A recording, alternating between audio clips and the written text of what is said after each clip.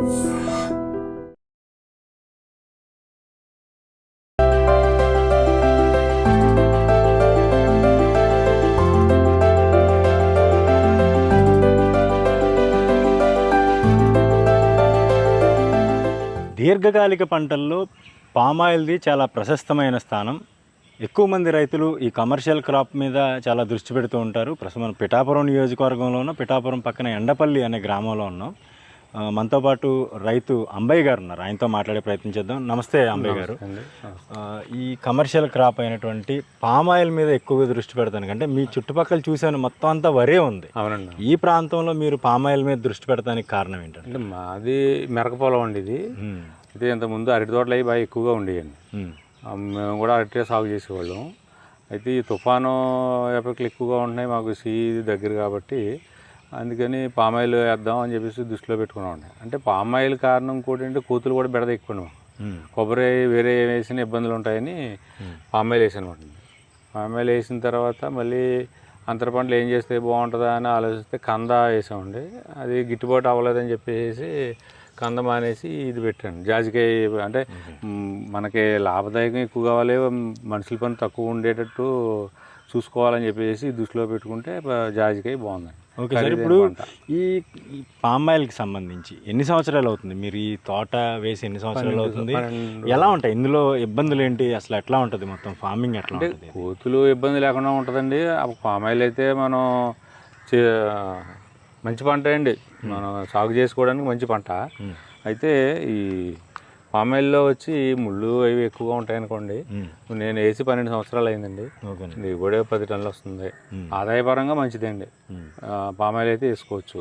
Risk అంటే ఎలా ఉంటుంది? కోత దిగుబడి సమయంలో ఎట్లా? గెల కోసే అతను కొంచెం జాగ్రత్తగా కోయాలి అంతేండి, మీద పడకుండా ఉండడం అంతే తప్ప వేరే ఇబ్బందులు ఇంకా ఏమి ఉండవండి. ఇంకోటి ఏంటంటే రేటు మాత్రం గవర్నమెంట్ ఇష్టం వచ్చినట్టు మార్పు చేర్పులు చేసేస్తుందండి. అదొకటి బాగా. ముందు 24,000 చేసండి, సడన్గా 12,000 తీసుకొచ్చారు. ఆ టైంలో మాకు మిగతా రేట్లు పెరిగిపోయాయి. కూలీలు పెంచేశారు, కత్తులు సామాన్లు పిండి ఎరువులు ఇవన్నిటికి పెంచేసిన తర్వాత రేటు తగ్గిస్తారు. ఓకే. గవర్నమెంట్ ఆ ఫ్లక్చువేషన్స్ చాలా డిఫరెన్స్గా ఎక్కువ డిఫరెన్స్ చేసేస్తుందండి. అలా కాకుండా ఏమైనా కామన్గా ఓ ఫిక్స్డ్ రేటు రైతు గిట్టుబాటు అయ్యేటట్టు ఓ ఫిక్స్డ్ రేటు పెట్టి చేస్తే రైతులు ఇంకా బాగా ఎక్కువగా వేస్తారండి తోటలు. మా ఊర్లో కూడా ఇంకా వేయడానికి సిద్ధంగా ఉన్నారు. రేటు వేరియేషను కొంచెం బాగుంటే రైతుకి గిట్టుబాటు అయ్యేటట్టు ఉంటే కనుక ఇబ్బందులు ఏమి ఉండవండి. ఇంకా అంటే దీనికి నీటి వినియోగం కానీ ఎరువులు కానీ ఇటు బలానికి కానీ అంటే చీడపీడలు ఏమన్నా ఆశించే అవకాశం ఉంటుంది అంటారా? అంటే పామాయిల్కి చీడపీడలు అంటే ఏమి ఉండవు కానండి, కుళ్ళికెళ్ళ వస్తుంటాయి. వాటికి మనం సుడోమోనాస్ అటువంటివి చేసుకుంటే సరిపోద్ది. తర్వాత మనం కలుపు నివారణకి బ్రష్ కట్టర్తో కానీ రొటావేటర్తో కానీ చేసేసుకోవచ్చు కలుపు నివారణ వచ్చి. అయితే అంతర పంటలు పెట్టుకునే వాళ్ళకి వచ్చి వాళ్ళు అంటే దుక్కు చేసుకోవడానికి అవ్వదు కానీ బ్రష్ కట్టర్తో కొట్టేసుకోవచ్చు. అంతర పంటలు పండిందాం అనుకున్న ఐడియా దృష్టిలో ఉన్నవాడు. అలాగనే నేను ఏం చేశానంటే అండి, మన బ్రష్ కట్టర్తో కొడదాం అని చెప్పేసి జాజికాయ మొక్కలు వేసాను అనమాట. అదే ఒక ఎకరా విస్తీర్ణంలో ఎన్ని పామాయిల్ చెట్లు పట్టే అవకాశం ఉంటుంది? ఎట్లాగా ఫార్మింగ్ సంబంధించి ఏం చెప్తారు మీరు? కొత్తగా పామాయిల్ వేసే వాళ్ళకి ఏం చెప్తారు? వేసుకోవచ్చండి, కొత్తగా పామాయిల్ వేసేవాళ్ళు ధైర్యంగా వేసుకోవచ్చు. పెద్ద ఇబ్బందులు ఏమి ఉండవు. అయితే మనకి ఏంటంటే వాటర్ డ్రిప్ ఇస్తుందని గవర్నమెంట్, డ్రిప్ ద్వారా పెట్టుకోవచ్చు. ఎరువులు కూడా డ్రిప్ ద్వారా వేసేసుకోవచ్చు. తర్వాత వచ్చండి ఈ మనకి కలుపు ఒకటి మనం బ్రష్ కట్టర్తో చేసేసుకుంటాం. తర్వాత 10 టన్నులు ఎకరానికి వస్తే కనుక మంచి ఆదాయం అండి పామాయిల్ కూడా. గవర్నమెంట్ 3 సంవత్సరాల వరకు సబ్సిడీ ఇస్తుందండి. ఎరువులు సబ్సిడీ అదే ఉందండి మాకు ఇచ్చినప్పుడు. అట్లాగే మనకి ఇంకా ఈ చెత్త అది ఉంటుంది కానీ దాటి వల్ల పెద్ద ఇబ్బంది ఏమి ఉండదు. నీరు కూడా బోర్ నీరు పెట్టేసుకోవచ్చు, కాలువ నీరు కూడా తోడుకోవచ్చు, బోరు ద్వారా తోడుకుని పెట్టుకోవచ్చు, ఇబ్బందులు ఏమి ఉండవు. ఇటు వచ్చి ఏంటంటే ఆ కుళ్ళిగల్లో అక్కడక్కడ రాకుండా మాత్రం అదొకటే చూసుకోవడం అండి. అంటే ఒకసారి వచ్చిన తర్వాత పక్కదానికి వ్యాపించే అవకాశం ఉంటుందండి? ఉంటుందండి. అందుచేతనే మనం ఏంటంటే వచ్చిన చెట్టుని ముందు జాగ్రత్తగా చూసుకుని దానికి సుడోమోనాస్ కానీ ఇంకా వేరే వాళ్ళు ఇంకా చెప్తున్నారండి డిపార్ట్మెంట్లో, వాళ్ళు చెప్పిన ప్రకారంగా చేసుకుంటే మనకి రికవర్ అవుతుందండి, ఇబ్బందులు ఏమి లేకుండా. ఒక్కసారి మొక్క పెట్టిన తర్వాత ఎన్ని సంవత్సరాల వరకు ఈల్డింగ్కి వచ్చే అవకాశం ఉంటుందండి? అంటే 3 సంవత్సరాలకి ఈల్డింగ్ స్టార్ట్ అవుతుందండి. 4వ సంవత్సరం వచ్చేటప్పుడు ఫుల్గా అందుకుంటుంది అన్నమాట. అది దీని లైఫ్ వచ్చి 30 సంవత్సరాలు చెప్పారండి వాళ్ళు. అంటే అంత హైట్ వెళ్ళిపోతే కనుక ఒక 26-27 సంవత్సరాల వరకు పర్వాలేదు మా మొక్కలను బట్టి చూసుకుంటే కనుక అండి. ఎకరానికి గవర్నమెంట్ లెక్క 57 మొక్కలండి, 57 వేసుకుంటే సరిపోతుంది. 57 వేసుకుంటే మీకు ఎట్లా దిగుబడి వారానికి ఒకసారి వస్తుందా, నెలకు ఒకసారి? 15 రోజులకు ఒకసారి వస్తుంది. 15 రోజులకు ఒకసారి బాగా ముగ్గుని గెల్ల కోసి ఫ్యాక్టరీకి వేయాలి. మార్కెటింగ్ ఎట్లా చూస్తారు సార్ మీరు? మార్కెటింగ్ అంటే గవర్నమెంట్ అండర్టేకింగ్లోనే వెళ్తుందండి ఇది. మనం ప్రైవేట్గా వేరే వాళ్ళకి అమ్ముకోవడానికి లేదు. గవర్నమెంట్ ఒక కంపెనీ ఇచ్చి ఆ కంపెనీ ద్వారా అండర్టేకింగ్ ద్వారా మనం కంపెనీకి వేయాలి. వాళ్ళు ఏం చేస్తారంటే అకౌంట్లో డబ్బులు వేస్తారు. గవర్నమెంట్ రేట్ ఫిక్స్ని బట్టి అకౌంట్లోకి, రైతు అకౌంట్లోకి డబ్బులు వేసేస్తారు. అదండి. ఇక్కడ మీరు ఎన్ని ఎకరాల్లో విస్తీర్ణంలో వేసారండి? 6 ఎకరాలన్నర అండి నాది.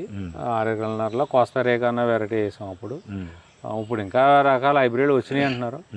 అందుచేతను అంటే తర్వాత వేసినప్పుడు నేను మళ్ళీ మార్చేస్తానండి. అదే వేరే హైబ్రిడ్ మార్చుకుని వేస్తాను. అంటే హైబ్రిడ్ బాగుంటుంది అంటారా, దేశవాళీ బాగుంటాయి అంటారా? దేశవాళీ ఇంక ఇప్పుడు ఎవరు వాడలేదండి, ఏ విత్తనం వాడలేదు. ఇంకా అంటే హైబ్రిడ్ వేసుకుంటే కింద నుంచి ఈల్డింగ్ వస్తాయి, మనకి హైట్ తక్కువ ఈల్డింగ్ వస్తాయి. ఆ పైకి వెళ్ళి కోల్ది వాళ్ళ సిల్వర్ గెలలో ఇస్తున్నారు, రాడ్లు ఇస్తున్నారు, వాటితో మనం కోసుకోవచ్చండి. ఈజీగానే ఉంటుంది. అదే అంటే ఓవరాల్గా ఈ పామ్ ఆయిల్ సాగు చేసే రైతుకి ఇప్పుడు మీరు దాదాపుగా 12 ఏళ్ళుగా ఈ సాగులో ఉన్నారని చెప్తున్నారు. కొత్తగా రావాలనుకున్న వాళ్ళకి ఏం చెప్తారు మీరు? అంటే మీరు ఇచ్చే సలహాలు, సూచనలు ఏం చెప్తారు సార్? అదే కొత్తగా రావాలనుకున్న వాళ్ళకి అంటే ఇప్పుడు కొద్దిమంది ఏం చేస్తున్నారంటే ఎకరానికి 50 మొక్కలు వేస్తున్నారు, ఈల్డింగ్ ఇంకా బాగుంటుందని చెప్పేసి ఆ విధానంలో మొక్కలు వేసుకోవచ్చు. అంటే మనం ఎకరానికి ఈ మొక్కలు తగ్గించి వేసుకున్నప్పుడు మధ్యలో మనం అంతర పంట పెట్టుకోవచ్చు. కొద్దిమంది అయితే 45 మొక్కలు వేస్తున్నారు, అలాగా వేరియేషన్లు ఉన్నాయండి. అందుచేతను మనం 50 కానీ 45 కానీ వేసుకుని ఉంటే మధ్యలో ఈ జాజికాయ తోట వేసుకోవచ్చు, బాగుంటుందండి. అలాగా ఒక మీరు 15 రోజులకు ఒకసారి గెలలు కోస్తున్నాం. ఎంత 6 ఎకరాలన్నర విస్తీర్ణంలో మీరు ఎంత ఎకరానికి ఎంత వస్తుందండి, ఇంటర్నల్ వస్తుందండి? అదండి అంటే సీజన్ అన్ సీజన్ ఉంటుందండి, ఆ రెండింటిని బట్టి వస్తుంది. ఓకే, సీజన్ కూడా సీజన్ ఉంటుంది. అవునండి. సీజన్ అన్ సీజన్ ఉంటాయండి. అందుచేతను మనం ఏంటంటే వర్షాల టైంలో కొంచెం ఎక్కువ ఈల్డింగ్ వస్తుంది. అంటే మినిమం మొత్తం ఇయర్ మొత్తం 10 టన్నులు అంటే ఎక్కువ తీస్తున్నారండి. 10 టన్నులు వస్తే మనకి గిట్టుబాటు బాగుంటుంది. యావరేజ్గా 10 టన్నులు అయితే తీయచ్చు సంవత్సరానికి. 15 రోజులకు ఒకసారి 10 టన్నులు. అవునండి. ఓకే, బాగానే వస్తుంది అయితే ఈల్డింగ్ మీకు బాగానే ఉంది. మార్కెటింగ్ అంటే రేటు తక్కువ ఉండటం వల్ల గవర్నమెంట్ రేటు తేడా వస్తుంది, రైతు ఆశాజనకంగా లేని పరిస్థితి. అంతే, మీకు కూలీల ఖర్చులు అయ్యి మిగతా ఖర్చులు పెరిగిపోయినాయండి అవి. అందువల్ల అండి రైతు అంటే వాళ్ళు అవి దాన్ని దృష్టిలో పెట్టుకుని చేయట్లేదండి. చేతన గవర్నమెంటే ఎరువుల రేట్లు పెంచేసింది. అలాంటి డిఫరెన్స్లో రైతుకి ఆదాయం తగ్గుతుంది. అలా మాట అంటే అవన్నీ కూడా కంట్రోల్గా ఉంచి వర్కర్స్ పెట్టి చేయించుకోవడం పని ఎక్కువ కాబట్టి ఇప్పుడు ఏముందండి, ఒక కూలీని రమ్మంటే 700 తీసుకుంటున్నాడండి మధ్యాహ్నం వరకు. అదే గెల కోసి కూడా అయితే 900 వరకు తీసుకుంటున్నారు. అలాంటి ఖర్చులు ఎక్కువైపోతున్నాయండి. అంతే తప్ప పంట తేడా కాదండి. పంట తేడా అంటే ఈ మధ్యకాలంలో కొద్దిగా ఇది మన రోగోస్ తెల్లదోమని వచ్చిందండి. అది దానివల్ల కూడా కొంచెం ఈల్డింగ్ తగ్గుద్దని అంటున్నారు. పామ్ ఆయిల్ కండి కొబ్బరికి దీనికి ఎక్కువగా వస్తుందండి. పామ్ ఆయిల్కి తక్కువ అని కొబ్బరికి ఎక్కువ వస్తుందండి రోగోస్ తెల్లదోమ. వాటికన్నీ కల్చర్ అది ఇచ్చారండి, స్ప్రే చేయమంటున్నారు. అది బాగానే ఉంది. అట్లాంటివి కూడా రైతులు చేసుకోవచ్చు. అయితే పామాయిల్ సాగులో మెలకువలు అధికారులు ఏదైతే మెలకువలు చెప్తూ ఉంటారో వాటిని అమలు చేస్తూ వాటిని అనుసరిస్తూ ఈ విధానంలో ఇక్కడ పండించడం ద్వారా రైతు దీర్ఘకాలిక పంటల్లో ఆశించినటువంటి లాభాలు సాధించవచ్చు అని చెప్పేసి కూడా అంబయ్య గారు చెప్తూ ఉన్నారు. దీంతోపాటు అంతర పంటలు ఏవైతే ఉన్నాయో వాటిపైన ఎక్కువగా దృష్టి సారించడం వల్ల అదనపు ఆదాయాన్ని కూడా సంపాదించుకోవచ్చు రైతులు అనేది కూడా అంబయ్య గారు చెప్తా ఉన్నారు. అయితే అంబయ్య గారు ఇక్కడ ఏ విధమైనటువంటి అంతర పంటలు సాగు చేస్తున్నారు అనేది కూడా నెక్స్ట్ ఎపిసోడ్లో తెలుసుకునే ప్రయత్నం చేద్దాం.